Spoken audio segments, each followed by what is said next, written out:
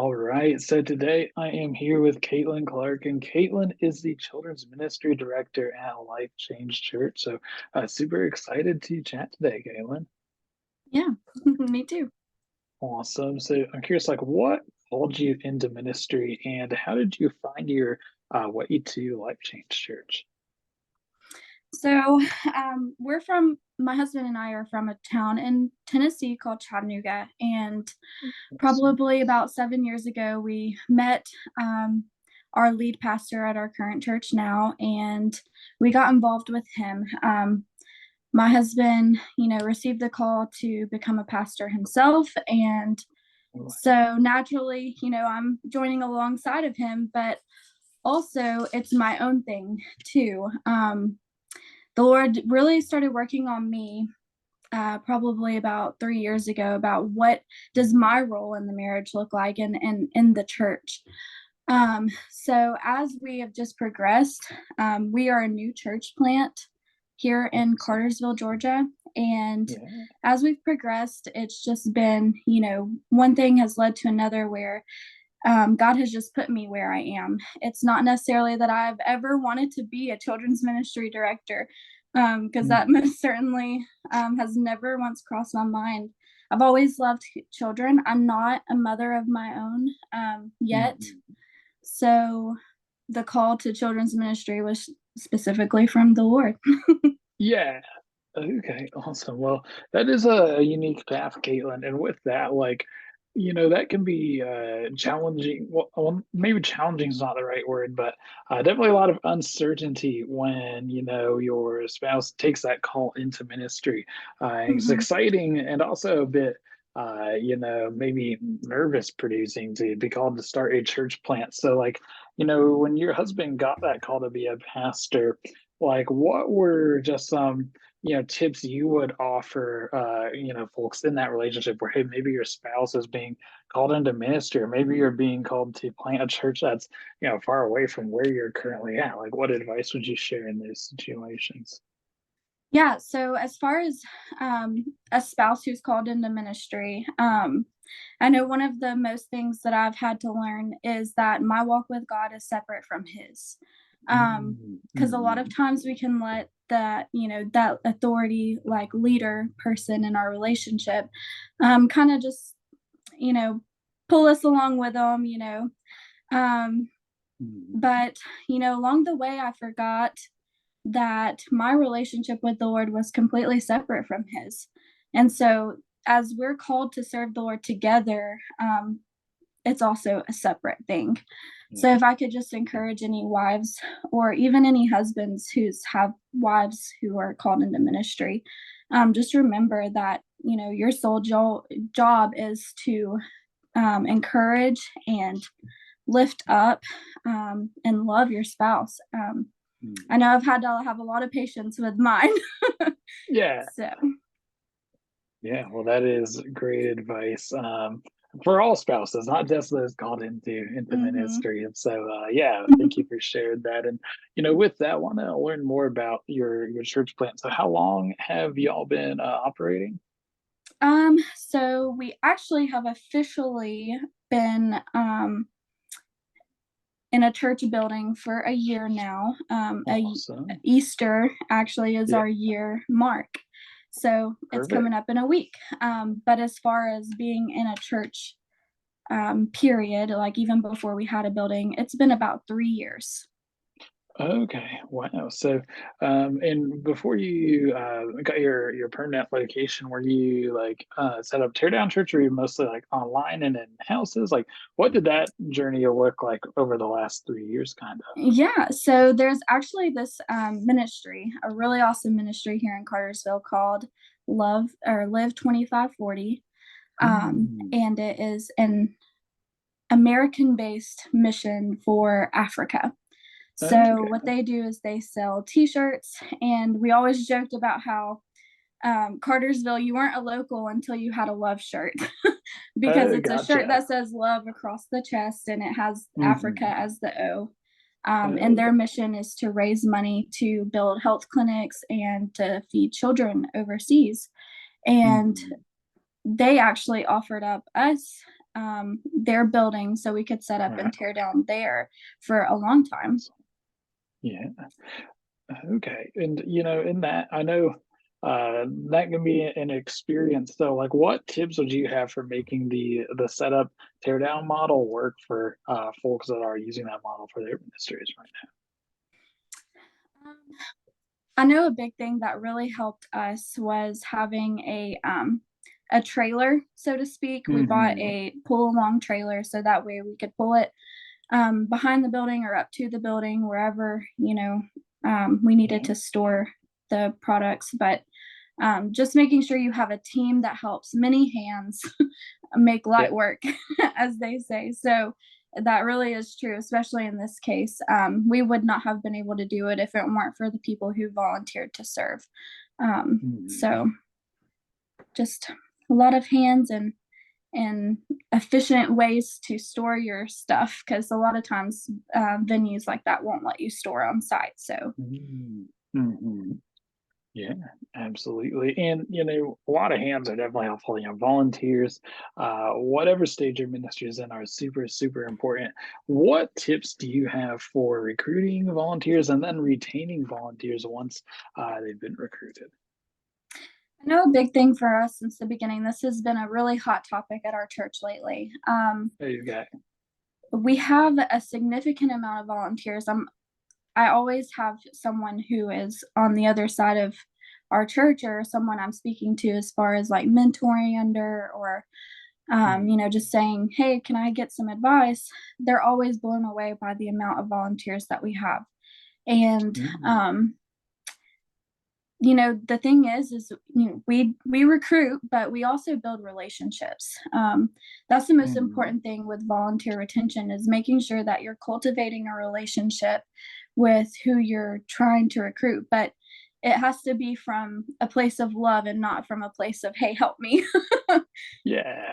So Okay.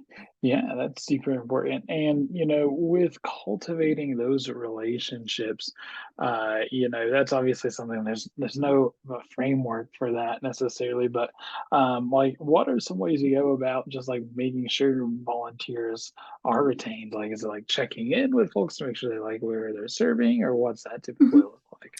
Yeah, so of course, at your church, you probably have a lot of teams that are set up with their own types of volunteers, whether it be welcome team, children's ministry, teaching, sign in, whatever you might Hmm. need help with. Um, for us, it's about reaching out throughout the week. Is there anything I can be praying with you about? You know, again, cultivating that personal relationship. And that's not just on Sundays, that's, throughout the week, checking in, making sure that they don't have any needs that need to be met that we could actually help with, so to Hmm. speak. Okay. Yeah, absolutely. Well, that is excellent advice on maintaining your relationships with volunteers and Mhm. shifting gears a little bit. I'm curious, what are just some of the values y'all operate by at your church? Yeah, so of course, I was thinking about this a little bit this morning, and Yeah.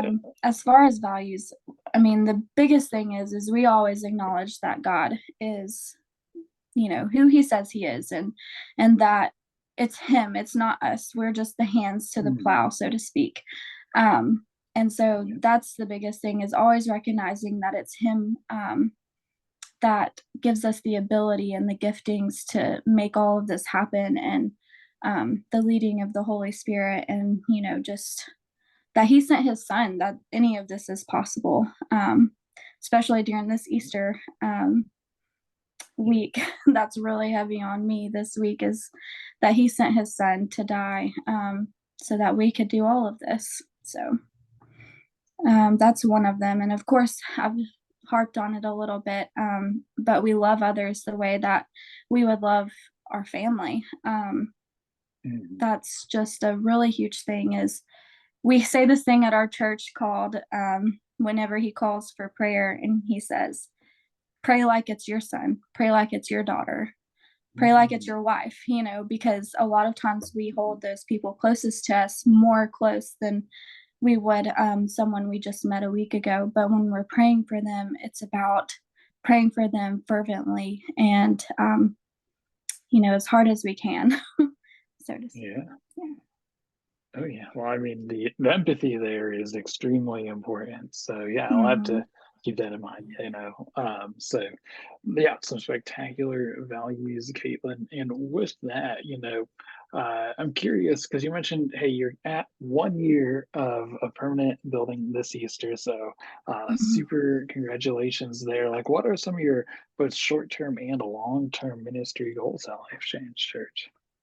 Yes. So actually, as far as a church in whole, not just children's ministry, we are rapidly growing. So we actually just Awesome. launched a building fund pledge, for people to start pledging towards a larger building because we are Yeah. quickly outgrowing the one that we even have now. Oh, Um, so, um, yes, that is one of the, long term goals. We don't really have any property yet that we're trying to build on. But that is one of the things that we're trying to find is property that will fit our needs. And we want a space we can grow into instead of grow out of, but eventually mhm. grow out of as well. Yeah, absolutely. Well, that's great to hear, that you're having so much growth there. And like, what's kind of fueling that growth? Like, if you had to name like the top three things you'd say are probably contributing to, growing so fast, what would those be, do you think? Mhm.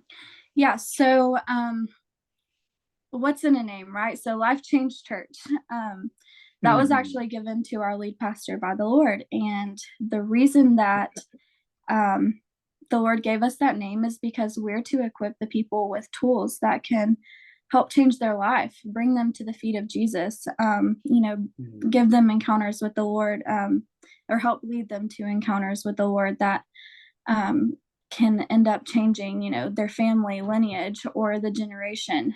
So it's not about, look at us and what we can do, but it's again pointing back to the Lord and saying, hey, here is something that can help you grow in your relationship with the Lord and equipping our people. So, yeah. Absolutely. Well, that is great to hear. And yeah, also another big part is definitely your kids' ministry there. So obviously, Mm. you've created a lot of engaging experiences in kids' ministry. So, what tips do you have for folks for creating those experiences where kids are like, yeah, we get to go to church this Sunday, we want to come back to church, but while still cultivating that, strong faith foundation? Mhm. Yes. So kids ministry can get a little crazy every now and then. So structure is important Mm, with the kids because if they know what they can expect, they're in this season of learning and they're learning all of the time and they're just little sponges. So if you can produce a environment with structure, but also an mm, environment that is age appropriate. I know a lot of churches I have been to in my past. You know, they've had their own way of doing things, and sometimes I would be mixed in different age groups where I didn't even understand what was being taught. So that's a big mhm. thing is how can you make it um, exciting for your age group that you're teaching? Like yesterday, we just did impressions, like impressions of the Lord into Play Doh. We used little Yeah. figurines and we pushed it into the Play Doh, and that's what this was for our preschool group. So, of course, they were so excited to play with Play Doh. Yeah. Um, just making it age appropriate, but also having that structure and, getting on their level. Um, Mhm. a big thing for me whenever I'm teaching, I like to get into the seat that they're sitting in and not standing over them, being Mhm. on their level. So I'm talking with them and not at them, trying to relate the best that I can from experiences that I've had or, using lingo that they would understand. So, Yeah, absolutely. Well, those are all some spectacular tips, and you shared a lot of great tips, Caitlin. So, appreciate you sharing so much. Excited for y'all to celebrate 1 year this Easter, and then excited for mhm. what's ahead as y'all keep going, keep growing. But just what other advice would you have for kids ministry leaders or folks planning churches? Um, just remember you're all in this together. Mhm. That's a big thing is a lot of times people have their own agendas, but you're as a team and you're here to serve a greater purpose than yourself. So just remember you're always in this together. Absolutely. We definitely are. So I Mm-hmm. appreciate you for sharing and yeah, keep on going, everybody. Mm.